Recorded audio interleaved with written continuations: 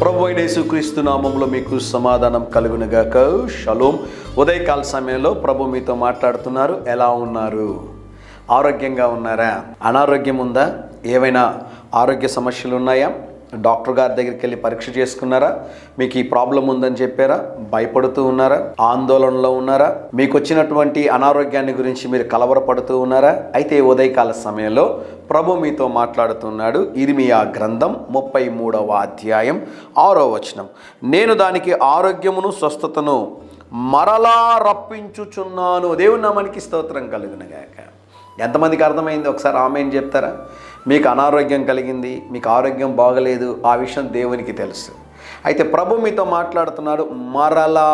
వాక్యంలో మీరు గమనించినట్లయితే ఇర్మియా 30వ అధ్యాయం 17వ వచనంలో నేను నీకు ఆరోగ్యము కలుగజేసేదను, నీ గాయములు మాన్పేదను అంటే. ద్వితీయోపదేశ కాండంలో మీరు గమనించినట్లయితే, నిర్గమా కాండంలో మీరు గమనించినట్లయితే, ఆది కాండంలో మీరు గమనించినట్లయితే, ఆది కాండం నుంచి మనము చివరి ప్రకటన గ్రంథం వరకు మనం గమనించినట్లయితే అనేకమైనటువంటి వాగ్దానాలు. నిన్ను స్వస్థపరచు యెహోవాను నేనే.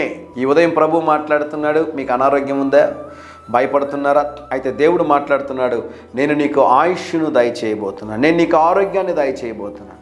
బైబిల్లో మీరు గమనించండి, హిజ్కియాకి మరణకరమైన రోగము కలిగినప్పుడు దేవుని సన్నిధిలో ప్రార్థన చేయడం ప్రారంభించాడు. ఏ ప్రవక్త వచ్చి నువ్వు మరణిస్తావన్నాడో అదే ప్రవక్త నోటి ద్వారా దేవుడు ఏమన్నాడంటే నువ్వు మరణించవు.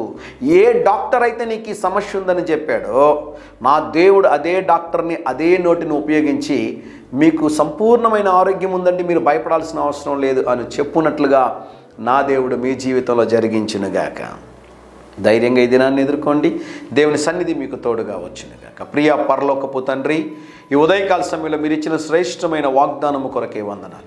ఎంతమంది అయితే మా ప్రియులు అనారోగ్యంతో ఉన్నారు వారిని మీరు ముట్టి స్వస్థపరిచి మీ సిలువ రక్తము చేత నాయన మీరు తాకుమని, నాయన సంపూర్ణ ఆరోగ్యమును దయచేయమని యేసు నామములో ప్రార్థిస్తున్నాము తండ్రి. Amen, amen.